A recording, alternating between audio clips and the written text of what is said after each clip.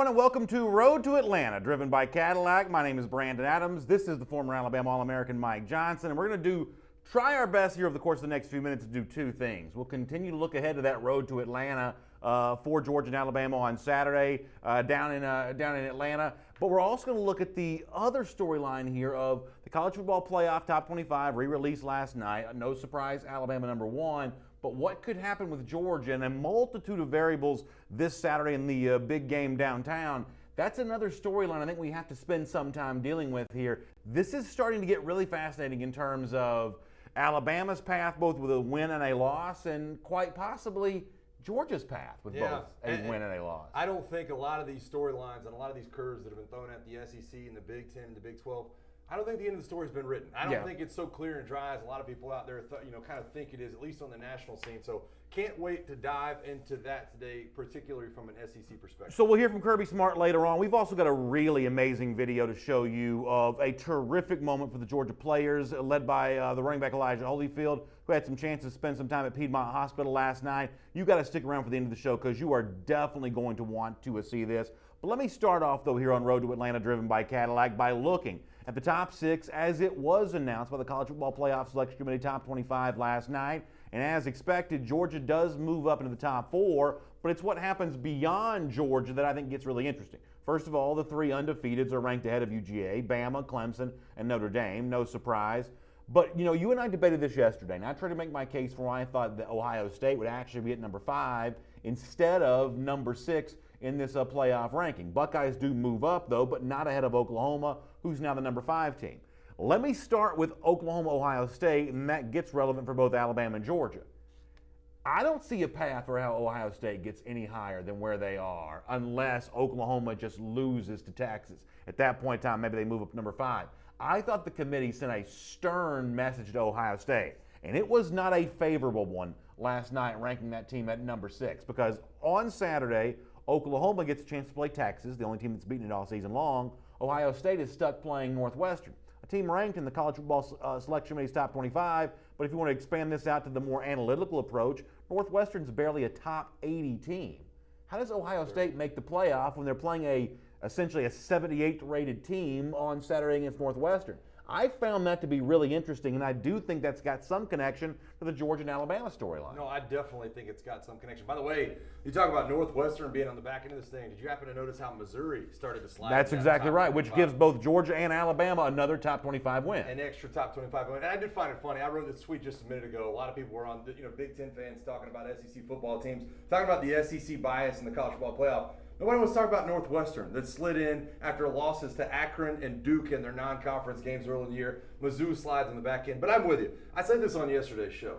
The fact that Ohio State 2 weeks ago came in at number 10, behind UCF, behind LSU, behind some of the other football teams you saw there, I thought the story already been written that there was no way that Ohio State was going to be able to make it into the top 4 no matter what happened as far as the college football playoff goes, as long as things stayed at least a little bit status quo this past weekend. I still think that stands. I don't know what the path is for Ohio State to get in. Northwestern, yes, they're sitting there at 22 right now. They're not going to get a lot of love for that win. So what this now sets up a scenario for is where Georgia at number 4, all of a sudden, what if it's a close game between Georgia and Alabama on Saturday? Well, there are plenty of experts who think that Georgia could be in good shape there in that regard. Coming up in just a minute, we'll let you hear from ESPN's Kirk Herbstreit, who last night on television made the case that Georgia, competitive with Alabama, maybe it's still more alive for a shot at the college football playoff than you might imagine. In fact, here is ESPN's Kirk Herbstreit making a pretty strong case for Georgia and a very bold statement. Here's Herbstreit. If you're going to sit here and be honest, how can we not say that Georgia is one of the top 4 teams in the country right now, heading into this weekend? Is there anybody that would dispute that Georgia is one of the top 4 teams in the country based on what we've seen? Now, I know they went to Baton Rouge. It did not go well. But what they've done since then and the way they've played, Swift is healthy in the backfield, the way Fromm has been playing in complete command, I'm simply stating a case that if they compete against this team that we're all bowing down to, Alabama, and if they lose by 10, then it's not a story. But if it's a last-second field goal or it's back and forth, and like the game they had about 3 or 4 years ago where Georgia and Alabama are playing and Georgia gets the ball and they're driving and they just ran out of time at about the 2-yard line. Talking about a game like that where you want to see more, that's where I think the committee would really still have to evaluate. I mean, listen, as a Georgia fan, I find it very interesting that it's Herbstreit who's saying this, because Herbstreit is, I believe, the most influential voice in the entire sport. That, he's the kind of guy, when he speaks that way, it changes people's opinion. And I'll be very clear about this. I've been critical of the notion that Alabama could make the college football playoff as a non-SEC champion. But for me, that's more about Alabama having done that 2 years in a row, and what I believe is a situation where the door ought to swing both ways. If the premier conference of the country could allow Alabama to be in as a non-SEC champion, then the same, I think, opportunity ought to be there for Georgia. Not meaning that Georgia definitely goes in, because obviously the one thing that Alabama's got going for it that Georgia doesn't is the fact that Alabama's currently undefeated and Georgia's got a loss at LSU. But LSU came in at number 10 in the rankings last night. Florida came in at number 9. Georgia beat them on a neutral field. Kentucky came in at number 15. Georgia won at Kentucky in the month of November. I think the case that Herbstreit makes there is a pretty interesting one. Yeah, man, I think I'll take my bows right now. I'm feeling really good about myself because, to me, you look at it, and it's not so much about the number of losses because, listen, I don't think Georgia would have lost to Purdue. I don't think there's any shot that Georgia lost to Purdue. And would Ohio State have probably lost a game playing, LSU down in Baton Rouge or playing Alabama in an SEC title game?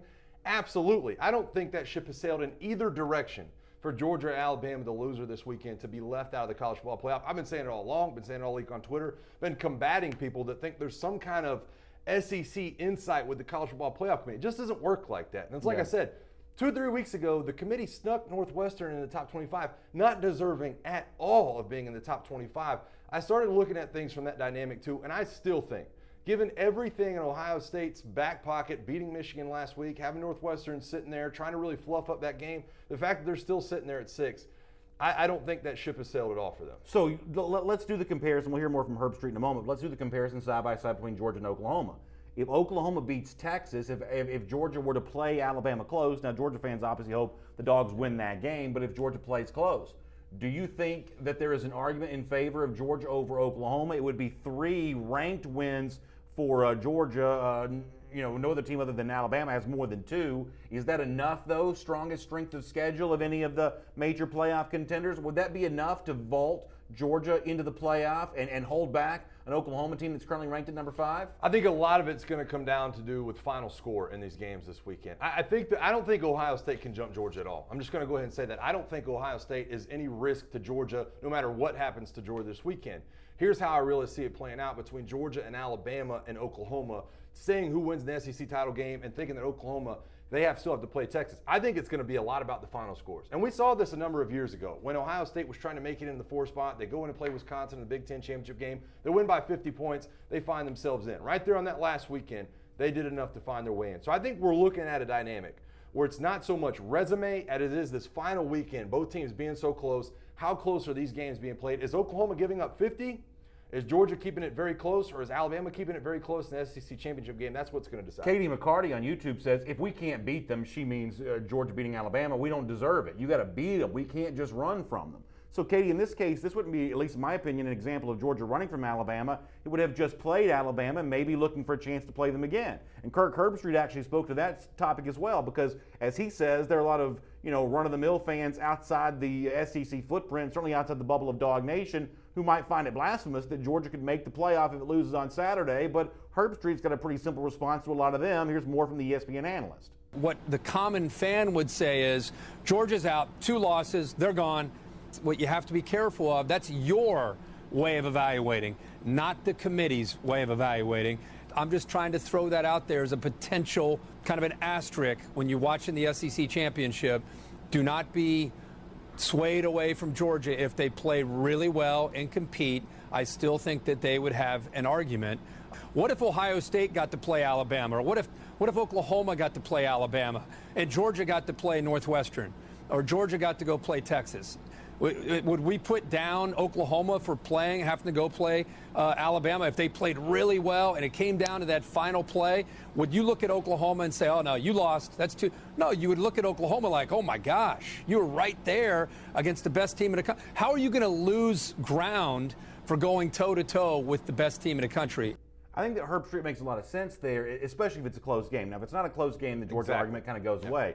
But look at what Vegas has told you here. Vegas has Georgia as a pretty sizable point spread favorite over both Notre Dame and Oklahoma and Ohio State, based on some of the look-ahead lines that have been published over the last few weeks. So Katie McCarty says, you know, you can't be scared of Alabama about this situation.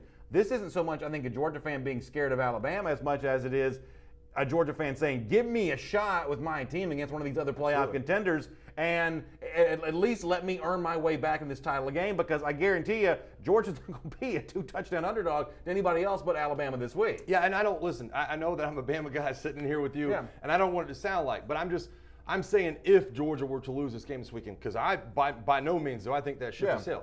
If Georgia were to lose this game this weekend, think of the conferences this year the same way you did divisions in the SEC last year. Georgia takes the loss to Auburn. Yes, they took that one loss to Auburn, but it didn't mean you didn't deserve the rematch there in the SEC title game last year to get that rematch, because you were the best two teams in the SEC at the end of the year. Same thing goes with the national championship game. If you take the loss to Bama, it doesn't mean that all of a sudden you're not in the top 4 teams. It means that the committee needs to look at it and really see what's going on a football field. I think the committee, for the most part, has served its purpose throughout the first couple of years. You and I talked about it last year, kind of reflashing to a couple of years ago. I did not think the committee came down to Ohio State and Alabama last year. And in my opinion, when we did this show, the committee was not going to put Ohio State in back against Clemson, at a team that beat them by 31 points the year before. They just were not going to do that. So it's all about those final scores and how these teams can sew it up. Okay, so that's a really good point, because you and I are kind of both on the same page of that, of, you know, an Ohio State Clemson rematch a year after it just happened and Ohio State lost that game would have not been attractive to a lot of people.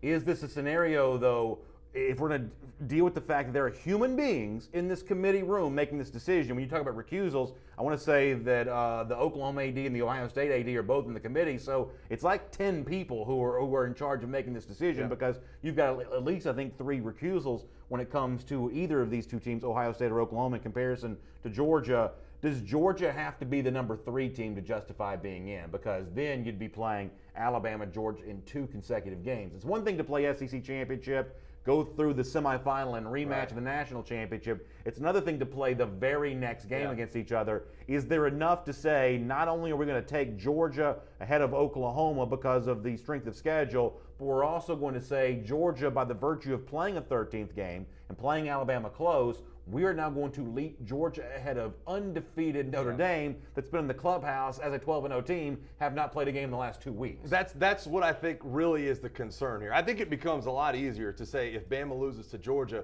then you slot Bama in at 3. You know what I'm saying? Yeah. Then I think all of a sudden that takes away the rematch. Yeah. If Georgia wins, you can put Georgia at 2 or 3 and avoid the rematch. You can avoid the rematch. You can finagle it. You can move it however you want to. I think if Georgia loses a close margin to Alabama, you really have to look at what happens in the Clemson football game. By the way, you talk about big point spreads in this one.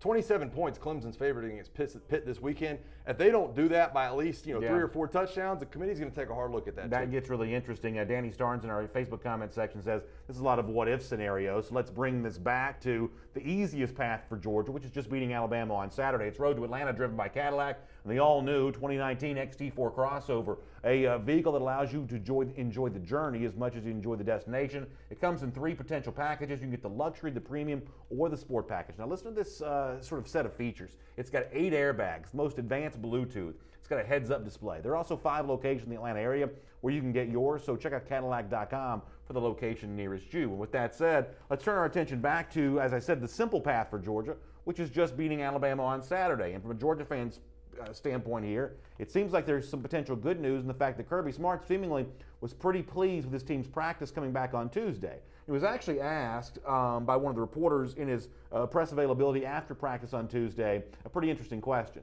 As a coach who's been around these kinds of games a lot, can you notice the difference in your team out there in the practice field, knowing it's a game of this magnitude coming up on Saturday? And do you read anything into a good practice or a bad practice in terms of your team's ability to get ready to play the upcoming game? And I actually thought that Kirby Smart had a really interesting answer to that as well. Here's more from Kirby. I don't think that's the case. I mean, you feel good by how your kids practice and lock in and focus, and I'd be lying to you if I said there wasn't more lock in and focus this week than there was UMass, but we don't make it that way. I mean, we go out and we focus and do a lot of the same things. We have a routine we do, and you don't break the routine. The intensity certainly probably ratchets up some, but to say that you ever feel comfortable with things, I don't think that would be the case. You're always trying to prepare every minute you have. So you obviously had kind of an interesting career at Alabama because, and I'm not taking a shot, I'm being serious. It's all good. The first couple years were very different than the last. Yes, they were. Did you notice the difference in practice in 2008 when you're heading to Atlanta to play in the SEC championship, and in 2009 when your team runs the table, wins a national championship?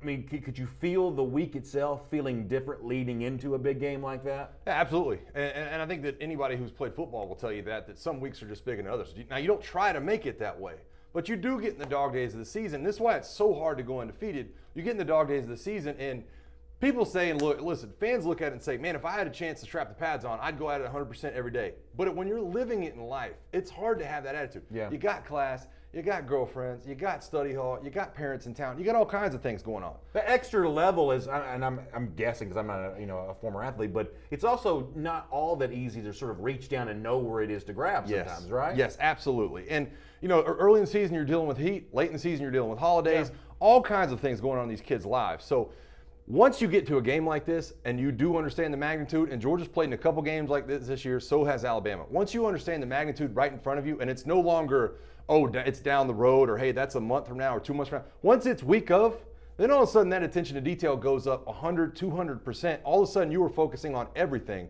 The key is to not let it get out of hand during the week, where all of a sudden you're expending so much energy on Tuesday, Wednesday, and Thursday that you don't have much left to give in the game. Now, this is not an easy question for you to answer because you guys only lost the one game in 2008. That's to Florida, right? Right. You go undefeated in 2009.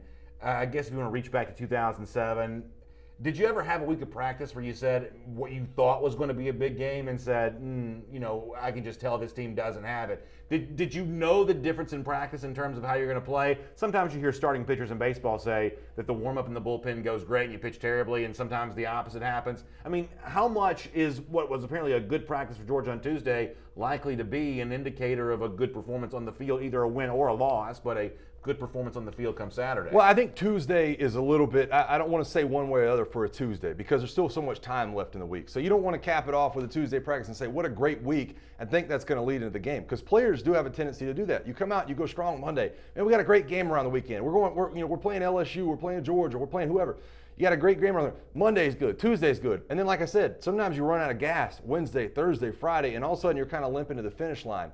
I think it has to be consistent. I don't think you can have a perfect week of practice. If all of a sudden your coaches are looking at you and say, hey, perfect week, then I don't think they're telling you the truth, because there's always something to work on. And I guarantee you that's what Kirby Smart's kind of alluding to. Yes, it's been a good day, but yes, we still have a long way to go. The other thing that Kirby kind of talked about in reference to all of this is he mentioned that when you play a team like Alabama in a game like this, that you get a little extra effort in practice. And he also talked about really what the magnitude of this game is. And I love the description of Kirby in terms of their understanding of just what Georgia could gain, not just in terms of the immediate present of going to the college football playoff, but the historical significance of kind of putting this team in that same category of best teams in Georgia program history. Obviously, that hangs over the specter of practice this week, and Kirby was very candid about that when he spoke on Tuesday night. Here's more from the coach.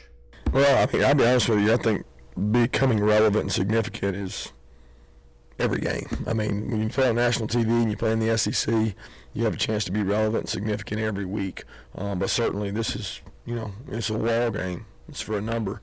It goes up on these walls in here, and if you get to put numbers up in here, especially on that side of the room, it's special. And that's what you're playing for. You're playing for a championship. So I was lucky enough to be at the Georgia Athletic Complex last January before the national championship game, and that Rose Bowl trophy had already been, placed right there. And the SEC championship trophy was already there as well. And these are big, pretty trophies. Obviously, the 1942, the 1980 national championship trophy in there as well. I love Kirby calling it a wall game, calling it the kind of thing where you hang a number on the wall a year to say, y'all remember 2018? That's a pretty good year for Georgia. I mean, you know that. You've got a championship ring, and You've got a lot of those, accolades, and your team went to the White House and met the president. I mean, Kirby's right. I mean, this is it's as significant as you can make it from a historical standpoint. You can't overdo it because you'll probably just get into your own head so much, but it didn't get any bigger. Yeah, I think. Listen, when I tell people this story back in 2009, this scenario was flip-flop for Alabama fans. Is that we were playing Florida in the SEC title game, and Tim Tebow, and we talked about this yesterday. They were the dynasty at the time. They were really the level that everybody was trying to get to.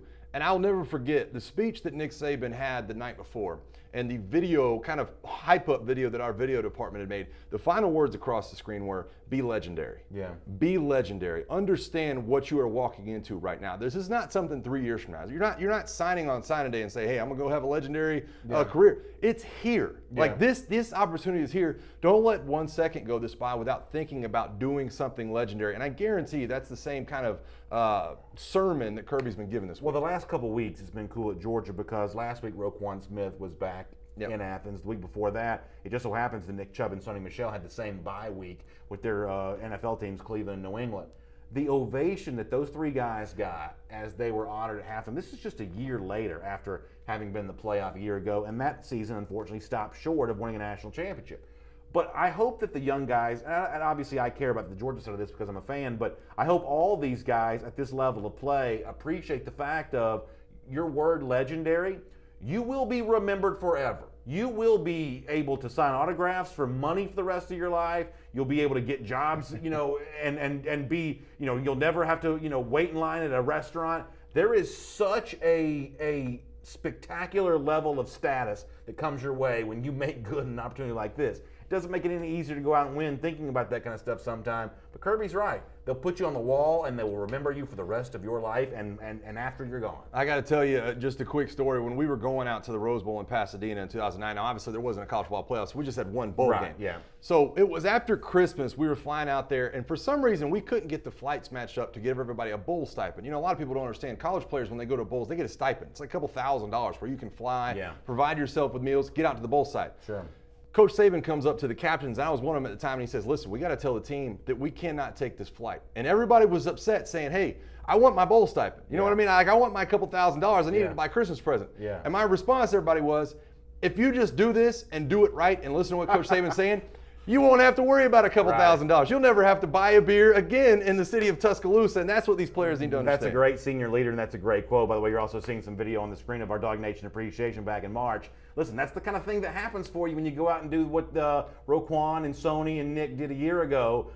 They pack a concert hall to hear you speak and get your autograph, and that's the kind of stuff that to this day your 2009 teammates, an experience that Georgia fans are probably a little jealous of, but that's to this day what you and your 2009 teammates have enjoyed as well. Yeah, there's no doubt about it too. And listen, I won't hide the fact Georgia's headed in that direction. If it's not this year, it's next year or the year after that. I mean, Georgia obviously is an upper echelon program. They're going to find rings. They're going to get championships here in the near future. But you're right. I mean, you like I said, you become legendary. Everybody remembers you. I mean, listen, I'm coming up on 10 years since we won a championship next year, and everybody's already talking about getting together, reunions, things like that. That's going to start happening for this Georgia program very soon. All right, it's Road to Atlanta, driven by Cadillac. That is the former Alabama All-American Mike Johnson. My name is Brandon Adams. It is great to have you with us here on our program here today. And by the way, I want to give you a special programming note. We're back at our normal time at 5 p.m., at least for this week on Friday. Tomorrow, though, a little bit different version. We're going to be in Atlanta on the road to Atlanta at the Marlows in Brookhaven. The live event there starts at 6 p.m. The actual broadcast starts at 7 p.m.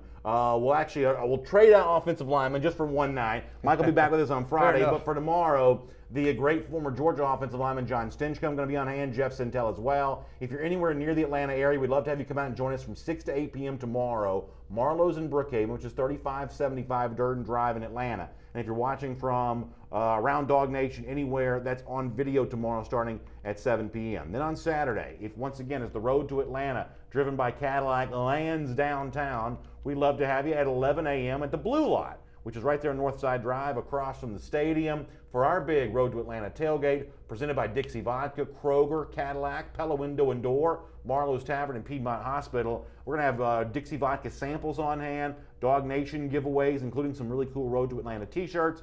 I'm going to be there, Dog Nation's Jeff Sintel, a whole lot of other folks. We'll have giant TVs set up, music going. It's going to be a festive party atmosphere for our Road to Atlanta tailgate at the Blue Lot on Northside Drive starting 11 a.m. We will hope you'll come by and join us for that. For now, though, let's keep our football conversation going. And a year ago, Georgia was in a position to, in the Rose Bowl, beat the reigning Heisman Trophy winner, Baker Mayfield, and earn its way into the national championship game.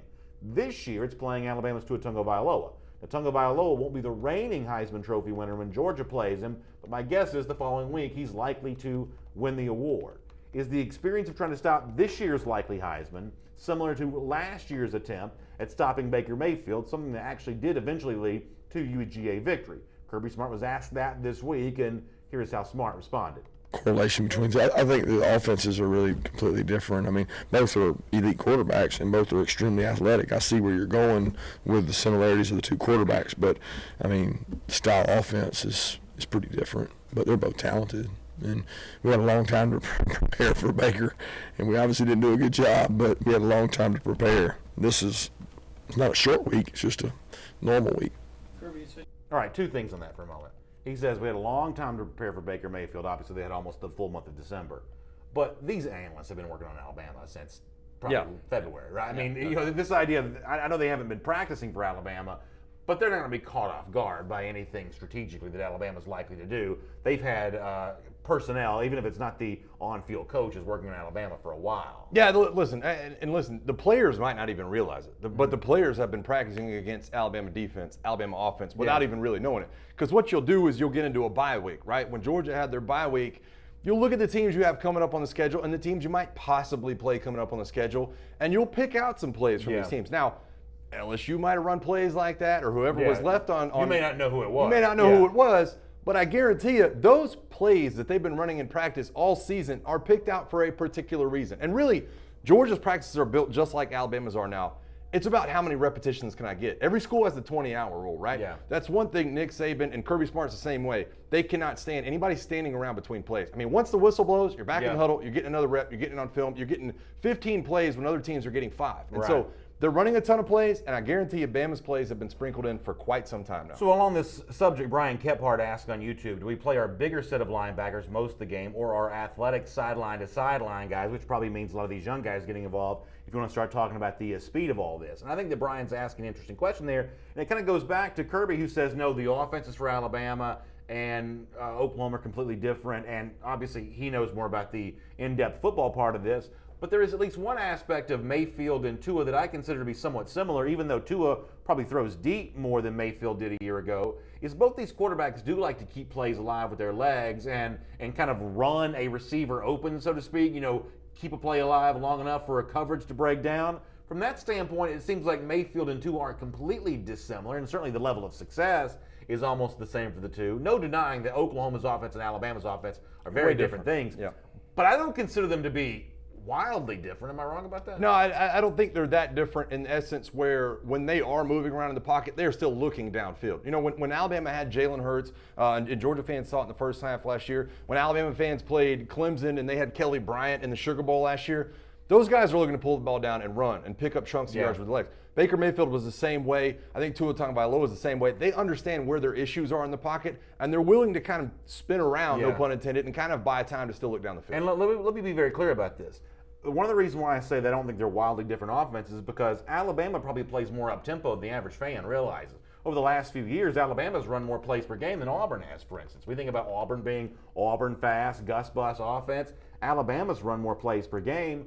Oklahoma, you know, they used a tight end to great success a year ago. This wasn't one of these Texas Tech style spreads where it's like, you know, 4 and 5 wide receivers. They used a tight end. They ran the ball pretty well a year ago. So from that standpoint, they don't seem crazily different for me. No, and listen, and you can go all the way back to in Oklahoma, you know, the way they put together Jermaine Gresham, you know, what was that, 10 years ago now? The way they use the tight end, and that system's evolved a little bit, but it's kind of the same principles, and you are going to see Bama go to Irv Smith quite a lot this weekend. TTV Fades on YouTube says, how many players are still hurt for Georgia? We'll get an injury update from Kirby Smart on our program later on on Amani Rice, who, as Brian Kephart was just asking about the linebackers in the game for Georgia. Rice's health is, I think, going to be really key here for what's going to happen on Saturday and trying to stop this Alabama offense led by Alabama quarterback Tua Tagovailoa. Smart says that Tua is not all that similar to Baker Mayfield, but he did share some more insight on exactly what he sees when he looks at Tua Tagovailoa. Here's more from Kirby on that. Oh, I don't think that he's ad-lib at all. I mean, he can, and he resorts to that if things don't go right, but he can sit in the pocket and make every throw. I mean, he's very confident, and I don't know the right word. He's got presence about him in the pocket that he doesn't fear rush. He doesn't fear contact. This guy's bearing down on him, and he sidesteps him and whips the ball out. That's what makes him really special, that he's whipping it to some really good dudes. Brian Friedman on our Facebook comment section says, does anybody realize that Alabama is the only team to won every game by more than 3 touchdowns since like the 1930s? You may even go back farther than that to actually get that. I've heard 1888 Yale kicked around this week. I don't know what the actual stat is, but I've heard a lot of those kinds of things brought about. And the reason why Alabama, from a final score standpoint, has been so dominant has obviously been Tua Tagovailoa.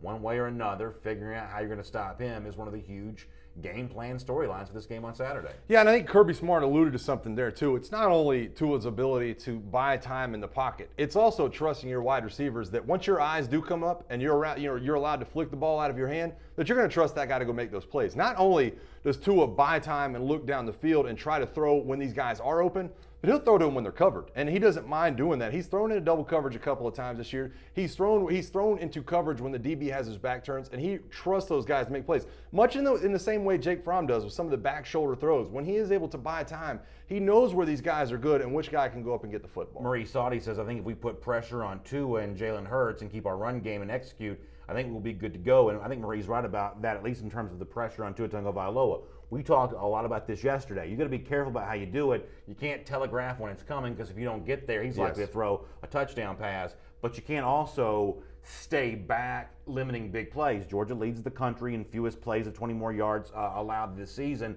That's a nice, cool stat, but it can be, as Kirby Smart said, misleading, and trying to spend the entire game limiting big plays for Alabama is a good way to die by 1,000 cuts. It definitely is too, and I think that's one of the things is, and listen, Georgia fans have seen this same thing with Jake Fromm. Tua is okay with the check down plays. He's okay getting the ball into a flat to a running back when you're blitzing him and gets it to him early enough. So this is a problem with Alabama last year, and people obviously saw some of the issues with Jalen Hurts.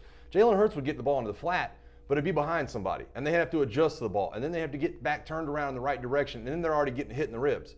Tua's getting that ball out early enough, and Jake Fromm's really good at doing the same thing, that when the blitz comes, he's getting it back to his running back in time for them to make somebody miss and get up the field, and he's perfectly fine with 8-yard plays. C. Hill on YouTube asking interesting questions about the Georgia offense, but I think it's relevant to this. It's on YouTube. C. Hill says, BA, do we run up-tempo and get in a rhythm, or try to slow down and control the clock and limit Tua's time of possession?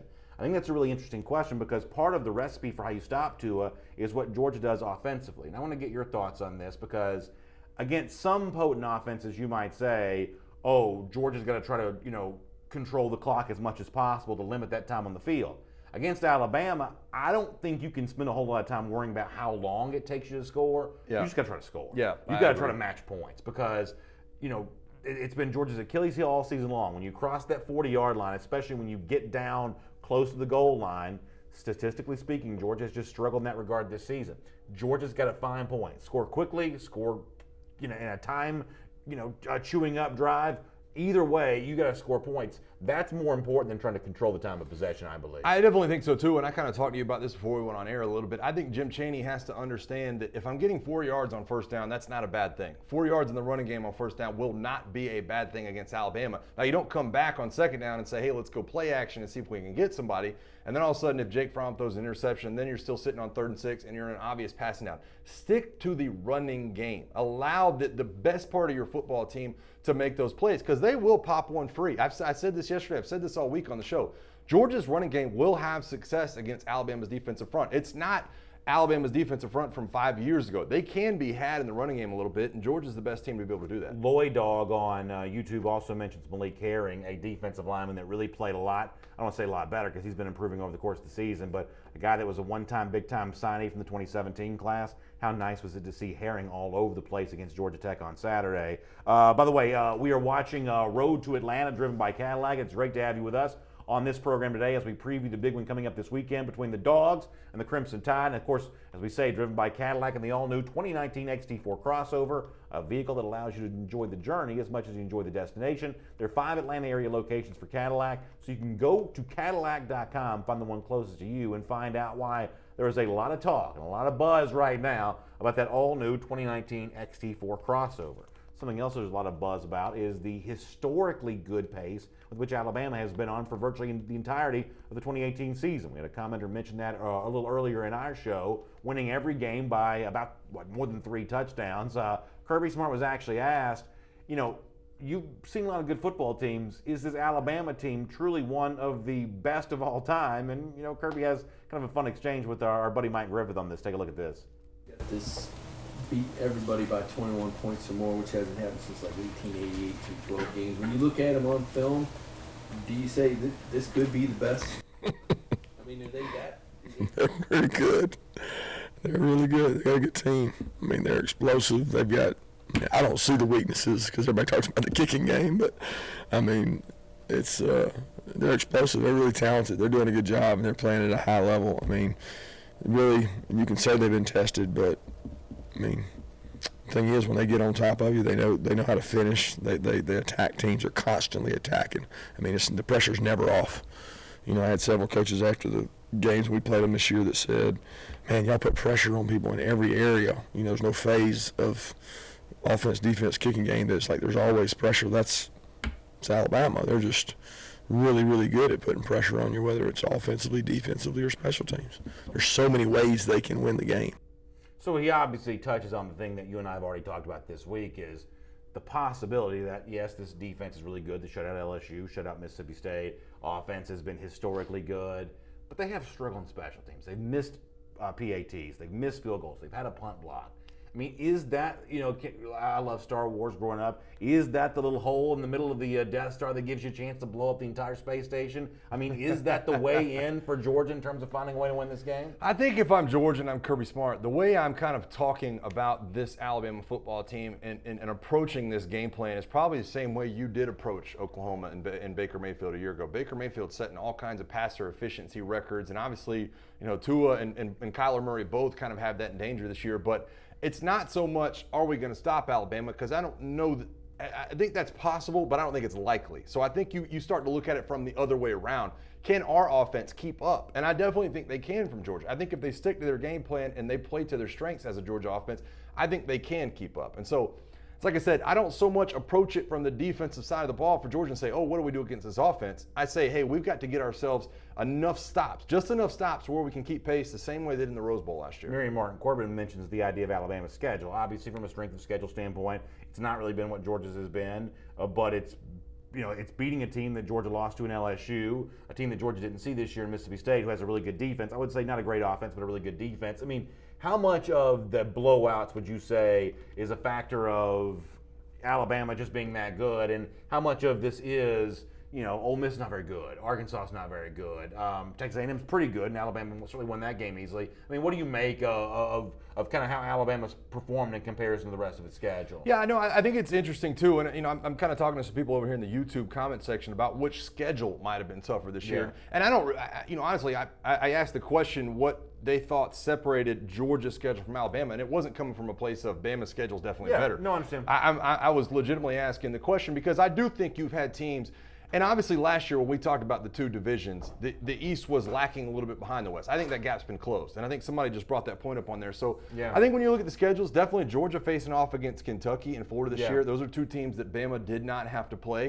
And Bama facing off against really a Texas A&M team that came close to Clemson and also Mississippi State. I think, as far defensively as you can go, they're a much improved football team this year as well. So I think there are definite ways to look at schedules and look at the offset. The fact of the matter is that Bama's been able to do what they've been able to do against most of the teams they've played. And I think as you've kind of calmed that schedule down towards the end, they have seen a bump up in competition.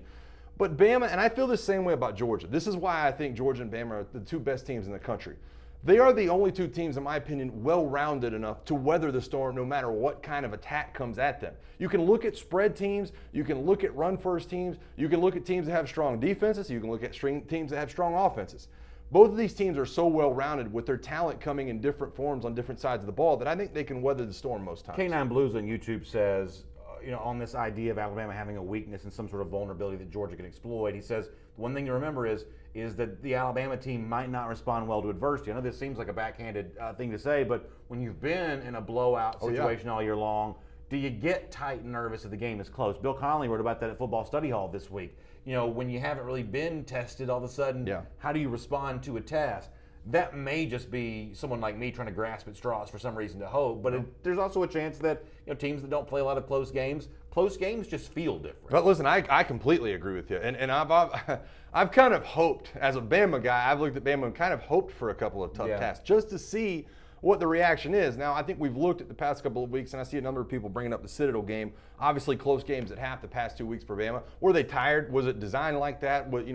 What was going on in those couple of games? Well, I'll step in and say this, maybe you don't want to, but I'll defend Alabama on that and the standpoint of Georgia gets ready for the triple option, at least it has every year. Paul Johnson, as you may have heard, has decided to hang up his coaching shoes.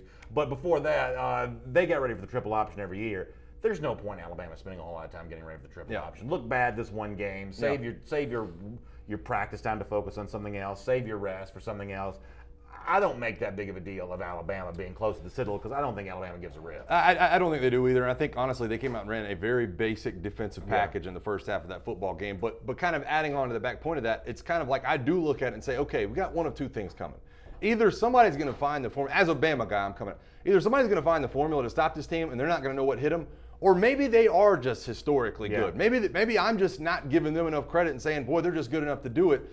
I really think at some point, though, if you're Alabama, you come back to the mean. There's just too many good football teams starting this weekend that they would have to play to be able to keep up the pace they've laid. Christopher McLeod on our YouTube comment section had an interesting comment. I want to respond to that. First, let me let you hear a little bit more from Kirby Smart on this idea of the potential Alabama weakness. Maybe it is a suspect special teams group. They've missed a lot of kicks this year. Kirby's a little skeptical of the idea that that's really something you're necessarily going to be able to exploit. Here's more from Kirby.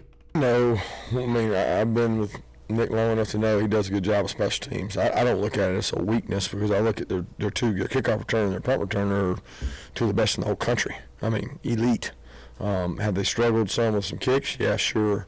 But that hasn't been something new for them. I mean, they've dealt with that before, so they've overcome it with a lot of really strong special teams. I mean, they got the best kickoff coverage I think I've ever seen. They're flying down the field and knocking people's heads off. Their kickoff returner and punt returner are elite, and they've got their starters who are all good players on those. So I don't look at it as their special teams are down. I think people measure that because of their punter and possibly because of their kicker. Yeah, I mean, listen, if you gave me the choice of being able to cover kicks or make kicks, I believe I'd probably take the coverage because I like the field position. But, I mean, Kirby's too polite and he doesn't want to give any fodder.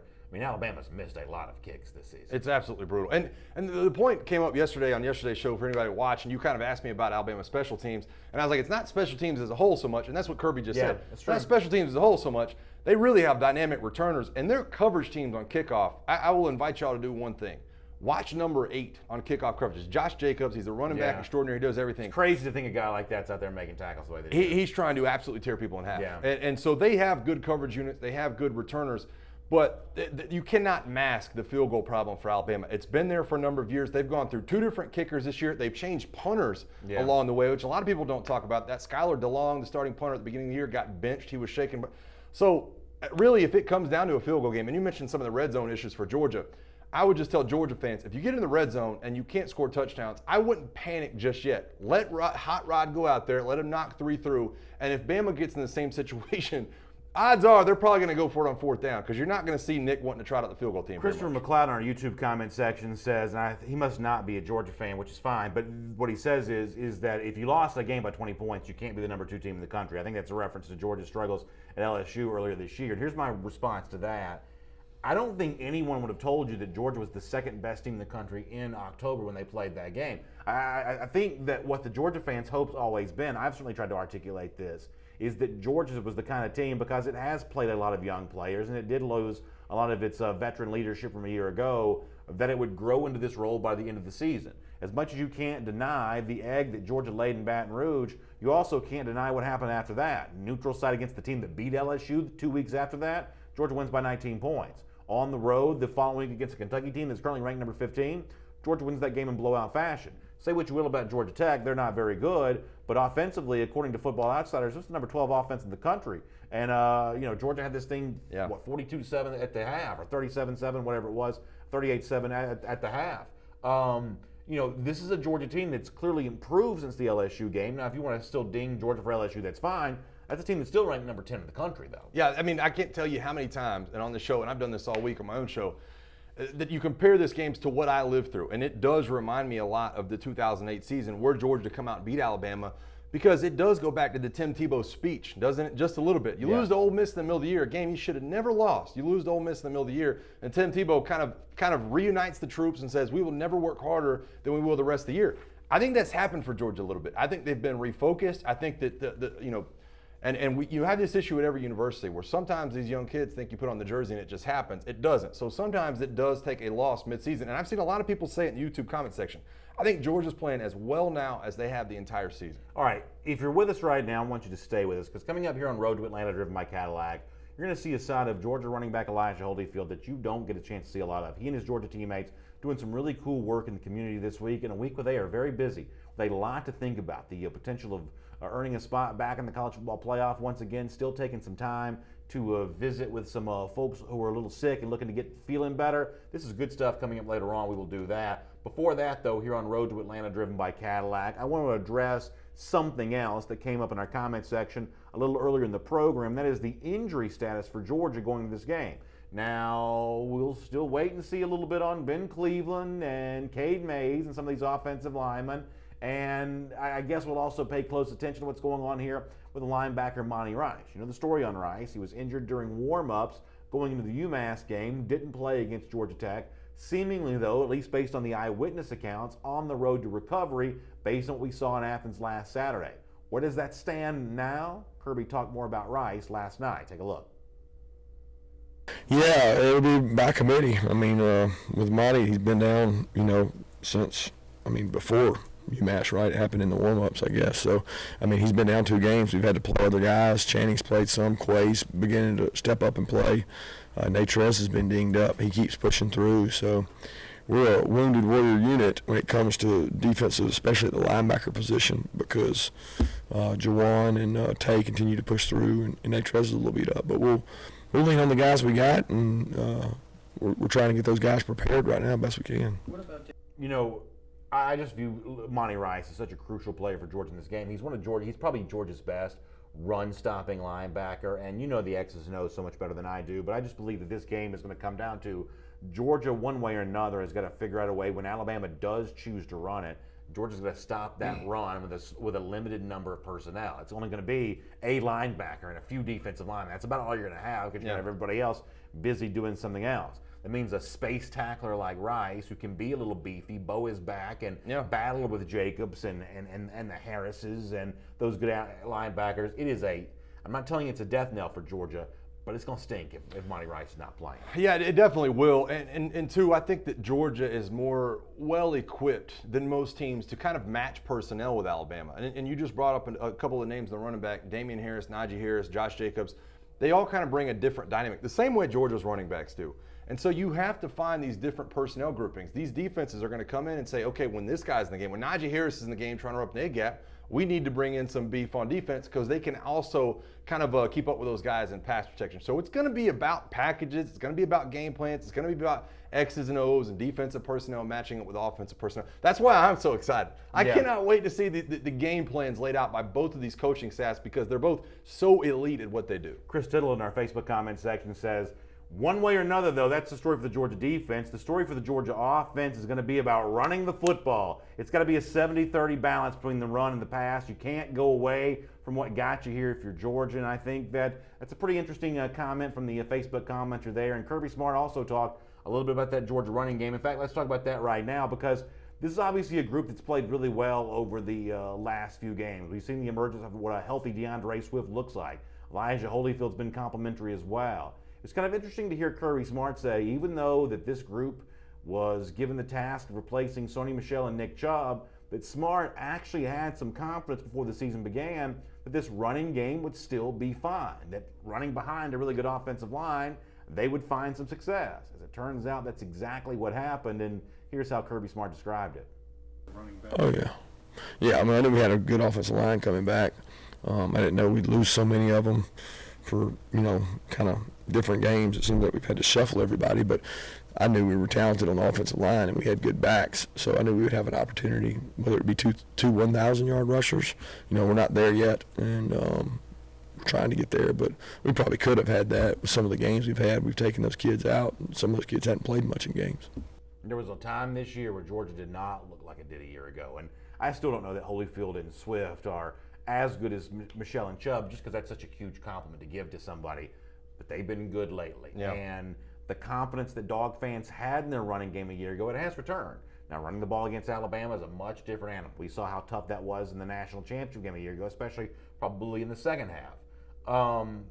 But Kirby's confidence, to hear him say that, it's interesting because there's obviously some justification for it. Yeah, there's no doubt about it. And I've told you guys straight up. I come in peace here as a Bama guy and talking to you just straight up about the state of affairs, Alabama defensively against Georgia's running game. I don't think it's as much of a slam dunk as a lot of fans on both sides, really around the country, think it is, because I don't think this Bama defense is as dominant, at least up front, against the running game as they have been in years past. And I think you kind of hear that come out in Kirby's voice just a little bit. And I'll be honest with you guys.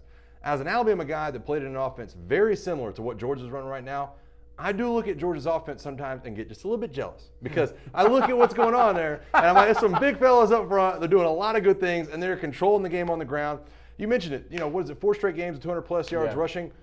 Bama got to like 150 against Auburn last week. Now, obviously, they've been astronomically successful in the passing game and doing all those things, but and the running backs are still good. They're just the running backs are still very, very good. As much. Very, very good. Not carrying the ball as much. And I do look at it and say, boy, those are good times when you're able to really put your foot on the pedal and run the ball at somebody that knows it's coming. And obviously Elijah Holyfield get his chance to do that on Saturday against Alabama in the big stadium there downtown Atlanta. We're looking forward to being a part of that. But Elijah Holyfield himself has already had a big week.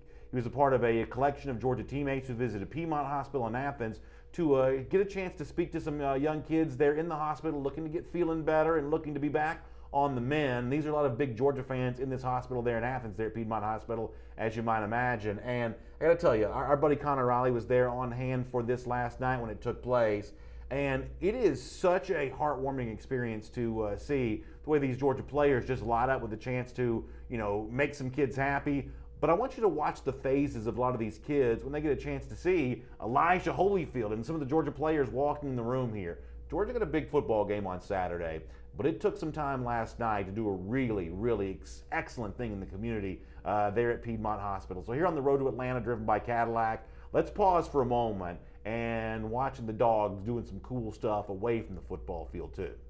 We just went by and visited some people, some kids that weren't feeling well and were sick, and we just went by, and just say hello, tried to brighten up the day a little bit and get to know them a little bit. Now, it's a busy week for you guys, obviously, with school and a pretty big game on Saturday. What is it about this visit, though, that you would take time out of your schedule to do this? Just because, it brings a lot of joy to us, too, just seeing people smile when a lot of times they have been down. It just brings joy to all of us. Whenever we can have time to come, we'll always come. You want to call the Dogs? Call them. Got to. You can do it. Yeah! I mean, come on. They're visiting the hospital at Piedmont Hospital before the game. I mean, what a cool thing for Georgia to do. This is typically something that might be done the week before, kind of leading into the Tech game. This year it happens for the SEC championship. When Alabama sees this, will Alabama do the right thing and forfeit this game? I mean, if Georgia's going to be doing this before the game, I mean, the Crimson Tide, the only choice here is to forfeit and surrender that playoff opportunity. Unfortunately, I don't think that's going to happen. Unfortunately, I don't think that's how the game's going to pan out. But nonetheless, kudos to what they're doing. But in all seriousness, I mean, Tuscaloosa is not that different from Athens in this regard. I'm sure you spoke with a lot of young kids. I'm sure you visited hospitals there in Tuscaloosa when you were going back to Alabama. That Alabama A or that Georgia G carries a lot of weight. You saw one of those young children there in the hospital had the Georgia blanket on the bed, and then the Georgia players walk in. I mean, honestly, that is such a huge level of influence. It's so nice to see the Georgia players yielding in such a positive way. It doesn't get much better than that, too. And that's really, when you talk about coming full circle and some of the community work that these programs do, it just doesn't get as many highlights. It doesn't play over and over again in some of the things you do. And a lot of times, people will look at one university, the other university, and they'll call them, they'll say all these kids are getting arrested and doing some things, or every player at that school ever has gotten arrested, or every player at that school has gone to prison. This happens all over the country. That happens at a lot of college football programs, and I'm just glad when people take notice, and especially when it's going on in Georgia here in Atlanta. Yeah, I think that's a really cool thing to see. Obviously, I've got great affection for these players as it is, but it's really nice to see them after what was, I'm sure, a grinding practice to go out there and do something like that. And Elijah Holyfield kind of speaking as the leader and the mouthpiece for the group. That was a really nice thing to see here on Road to Atlanta, driven by Cadillac. Mike, how about a final thought from you in terms of where we are at kind of the halfway point of the week? Yeah. Playoff debate heating up. Georgia and Alabama trying to figure out what they can do. Where's your mind here as we get ready to turn the corner in the final couple days before this game takes place on Saturday? Well, I'll just tell you this much. Going back to my playing days, looking at the situation a lot of these guys are into. Now, Monday is kind of knocking off a little of the cobwebs from the past weekend. Tuesday and Wednesday are the full pad work days where you're going out there and you're really getting after against the number one defense. Tomorrow, both of these schools will go out there in shells, which is shoulder pads and shorts. They'll do some 2-minute. But the grunt work, the work that you are going to see that's going to win this game, the running games, the stopping the run, the being able to protect the passers, that work's been done for the most part. And that's kind of how I feel going towards this weekend, just sitting at this table with you. The grunt work's been done for the most part. Now we are turning that corner. Hump day is coming to a close. Now we're turning that corner, getting ready to see this thing kick off. It's going to be a special weekend. Well, Tim Hicks in our Facebook comments section says, let's just play this game. I think there are a lot of fans right now who feel like Saturday is taking an awful long time to get here. Yeah, I definitely think that's the case too. And Bama fans feel the same way. And listen, no matter what the banter is back and forth between Bama and Georgia fans, both sides extremely excited and respectful about this We've game. had a lot of good-natured trash talk in this comment section all day long because some Alabama fans have obviously been curious to find out what Georgia fans are thinking. For the most part, I feel like this is just the only way people can know to pass the time between now and Saturday. And from that standpoint, I guess I don't really mind it. I think there is a healthy respect where, sure. Bama obviously won a national title last year, but Georgia is the reigning SEC champion. You respect what Kirby Smart said what to do, so I think it's going to be a fun weekend. It's the Road to Atlanta, driven by Cadillac, the all-new 2019 XT4 crossover, a vehicle that's so nice it'll allow you to enjoy the journey as much as the destination. It includes either a luxury premium or sport package, 8 airbags, most advanced Bluetooth, and a heads-up display. Go to Cadillac.com to find one of the 5 Atlanta area locations that's close to you. Also, can I say this before we get ready to go? Tomorrow, huge event for us as the Road to Atlanta is live at the Marlows in Brookhaven, 3575 Durden Drive there. John Stinchcomb going to be on hand, Jeff Sintel going to be on hand. We'll have a special, if you can be there in the building, before we go live around 7 p.m., we're going to have a special off-air conversation, some of that recruiting info that Jeff can't publish. He'll tell you about that live. John Stinchcomb, some of those private thoughts he may not want out there for public consumption. He'll reveal some of those secrets about this upcoming game on Saturday. We'll do a lot of that. And then we'll see you on Saturday at 11 a.m. The Blue Lot on Northside Drive for our Road to Atlanta tailgate with Dixie Vodka samples on hand. Our friends from Kroger, Cadillac, Pella Window and Doors, Marlowe's Tavern, and Piedmont Hospital. We'll have big TV set up, music going. We'll have Dog Nation personalities on hand and some Dog Nation giveaways, including some really cool Road to Atlanta t-shirts while supplies last. We'll look forward to giving those away. Mike, I'll look forward to seeing you Friday. Can't wait. Our biggest show of the week. It's going to be a special final look at the big one on Saturday. You're going to want to be a part of that at 5 p.m. on Friday. I'll also see you tomorrow morning at 10 a.m. for what we're calling this week Underdog Nation Daily Live. Georgia's a big underdog. Dog fans don't get this a whole lot, and so they're trying to make the most of it and shock the world on Saturday against Alabama. We'll talk more about that throughout the week. But for tonight, thanks for being with us on Road to Atlanta, driven by Cadillac.